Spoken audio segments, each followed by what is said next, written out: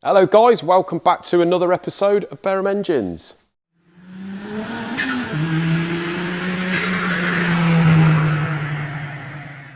So today guys, we have cracked right on with the Focus RS Mark 1. Sorry, it's on the slant here. You can see we haven't timed it up yet. I've only just managed to get a cam belt kit. Now this being typical Ford with their RS series, they have to change everything just a little bit. So trying to get bits for this is not that easy anymore, believe it or not. The cam belt kit was a bit difficult to get hold of. They vary that on all the Z-Tex style engines, probably about 5 different kits. Water pump, not the same as the Duratec. Duratec's exactly the same but a bit smaller. As you see the housing here, we've managed to resurrect the housing. We've given that a good vapor blast and clean up. Now water pump looks to me, if we can get one, it's going to be less than 100 quid. But with that housing from places like Burton, etc., they're about 600 quid. So obviously there's nothing wrong with that housing. We've managed to salvage it. So there's no sense in changing that. The water pump does actually feel really good. Now, another issue we've had is obviously this sump pan here. So this goes, you've got the actual sump that goes on over the pickup, and then you've got this cradle here that bolts on. Now this cradle isn't part of the mains caps, it just goes on over the top. But when Isaac stripped the engine, the sump, as you can see, is all pretty good. We've cleaned that all up. But God knows who's been at this in the past, but I've had to put 9 helicoils in these, 9 M6 helicoils in the base here. It's just ripped the threads out of every one.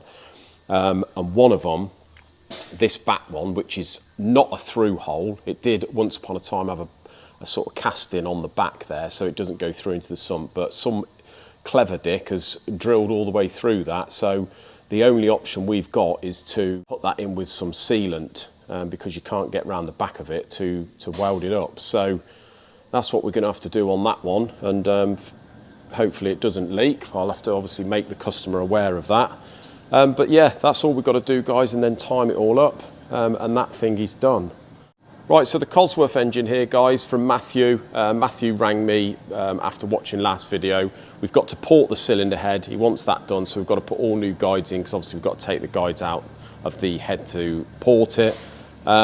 He supplied quite a lot of bits, and it's all really good bits, as I said to you. So we've got to, next thing I'm going to size and balance the com rods, you know, go through bits like that. The block is over here, and I've got to put 6 long studs in that block. It has been bored to 0.5 already, so I'm going to take that out to 1 mil, and then I've got to put my BMW oil jets in the back of it. So that thing is the next to go on the mill to do the machining.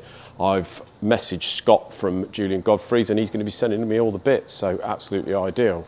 So you can see over here guys, we've apart from this mini 16 valve we've got with the absolute triffid of a cam setup there with all those springs, we've got the Volkswagen Golf head. This is for that Mark 1 Golf that I told you in the last video, where he's obviously, that was the ported head, but it's cracked to buggery apparently. We can't use that head, oh yeah, into the seats and all that, so we can't use that. So he's given me a donor head.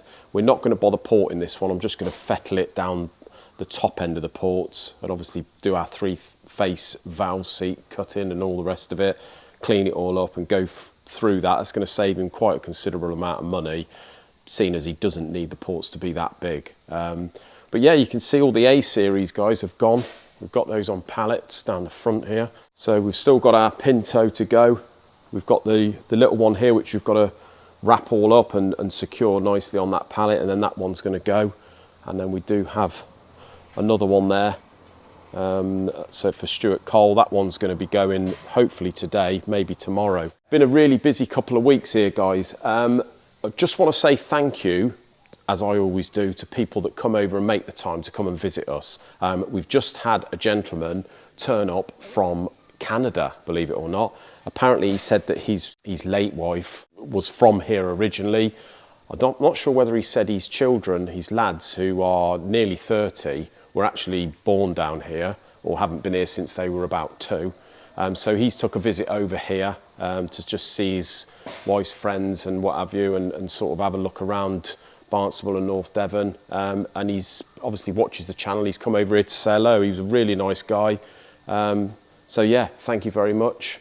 It's always nice to see you guys turn up wherever you're from and have a chat. And it's obviously, you know, it's nice for us to see some actual subscribers of the channel that watch, because obviously they're just numbers to us unless we actually see you guys. Right then guys, thumbnail and title time. So I've been asked about this for quite some months now actually, and I haven't really responded because I haven't had any news, but I thought I'd better update you, and it's to do with the subject of moving units. So as I said in a previous video months and months ago, we were looking at a unit on the same estate as us. Maybe there was 2 or 3 options really. Maybe doing a sort of deal with the occupant of the bigger unit on whether they want to come over to ours and vice versa. But basically, the story is, in plain and simple, 2 things. One, the occupant of the other unit is his circumstances have changed. He may still sort of need the more room. And secondly, guys, on the quiet, now I have heard rumours that our estate here is for sale. Now I know for a fact that they have put it for sale, and this is only because the landlady of the estate at Current has been showing a guy round the estate who's looking to buy it. Now, this was a couple of months ago. Now, from very recently, I've also heard rumours going around the estate that the gentleman that's looking to buy our estate also owns the estate next to us, which is Newbury Recycling Centre. Now, what his plans are, I do not know. Whether he's going to be up in rent, whether he's going to be moving us out, I don't know. Another rumour I did hear, now these are all rumours guys, these are not facts, so if you know the occupant or you know the landlord there, don't take my word for it, this is just what I've heard. I've also heard one of the reasons he'd like to build this, buy this estate, is so he can make the Newbury a one-way system. Now the only way for him to do that, because Newbury's over there, would be to come past our unit and sort of go over into the far corner there, because obviously the lorries going in and out have to turn round at the top, which is a big old rigmarole. So what his plans are, I don't know. Whether he needs more room, I haven't got a clue. As I say, I ain't got a clue whether he's going to be putting up rent, what his plans are. If he does put rent up considerably, because on the quiet, these units are quite cheap, then we do need some more size. So the landlady at present, I've had a couple of chats with her, one about selling us the unit. She doesn't want to do that. She wants to sell an estate or keep an estate as a whole. She don't want to sell off individual units, so that's out of the question. We have been looking for 2 or 3 years to maybe potentially buy somewhere, but obviously at the moment with the interest rates, don't know how we fix with that. We've also spoke with her about putting maybe an extension on the side of here, or even to put a container there that we can at least put the dirty stuff in, you know, to do the washing, etc. That would make a big difference to us. But yeah, so that's where we are at the minute, guys. Is he going to have us out? Is he going to have the rent up? I don't know. If the rent goes up, then we're going to have to sort of have a think about maybe looking for somewhere else, another estate. So that it's all a bit up in the air at the minute, guys. What the ideal situation would be for us at present, obviously it's a big expense of moving, there's the stress of moving, which I could do without at the moment. My ideal scenario would be that he buys the estate, keeps the rent as it is, and lets us put a container on the side, or lets us at least just extend this workshop slightly, so we can just change the layout and get all the dirty stuff out of here. So that's where we are with it, guys. I'm sorry I haven't kept you updated for a few months, but it's all a little bit like that at the moment.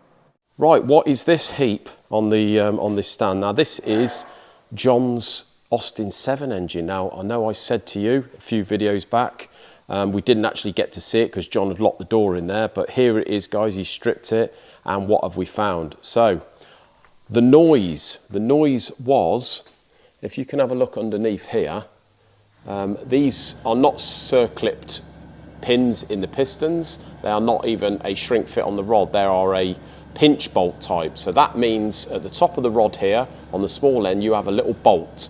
And what you do is you centralise the piston in there, and then you do that bolt up, and that bolt pinches the small end onto the gudgeon pin and secures it in that position.